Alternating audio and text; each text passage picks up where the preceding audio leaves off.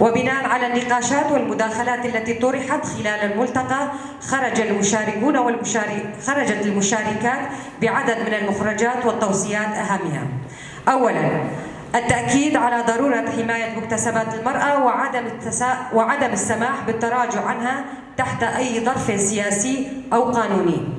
ثانياً، دعم الاعتراف الرسمي بدور وحدات حماية المرأة وضمان استمرارها كقوة دفاعية منظمة. ثالثاً، ضمان المشاركة الفعلية والمتساوية للمرأة في جميع مراحل العملية السياسية والانتقالية في سوريا. رابعاً، العمل على تضمين حقوق المرأة ومبدأ المساواة الكاملة في أي دستور سوري مستقبلي. خامساً، تعزيز التنسيق والعمل المشترك بين المنظمات والأحزاب والحركات النسائية السورية لتوحيد الجهود والرؤى. سادساً، رفض جميع أشكال التمييز والإقصاء بحق النساء في الحياة السياسية والاجتماعية.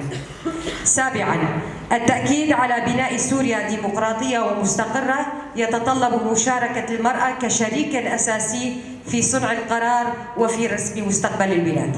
واختتم الملتقى بالتأكيد على مواصلة العمل المشترك بين مختلف القوى والفعاليات النسائية من أجل الدفاع عن حقوق المرأة وتعزيز دورها في مختلف المجالات السياسية والدستورية والدفاعية، بما ينسجم مع تطلعات النساء السوريات نحو الحرية والمساواة والديمقراطية.